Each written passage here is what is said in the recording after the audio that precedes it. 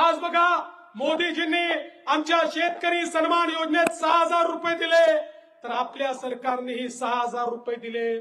आपल्याला कल्पना आहे, मगाशी ताई कापसाचं बोलत होत्या, आपल्याला कल्पना आहे की यावेळी संपूर्ण विश्वामध्ये युद्धजन्य परिस्थिती तयार झाली।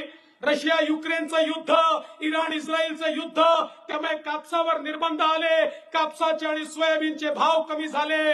आमच्या महाराष्ट्रातल्या शिंदे साहेबांच्या सरकारने निर्णय केला 4,000 कोटी रुपये आमच्या शेतकऱ्यांना कापसाच्या आणि सोयाबीनच्या भावापोटी देण्याचा निर्णय आम्ही केला।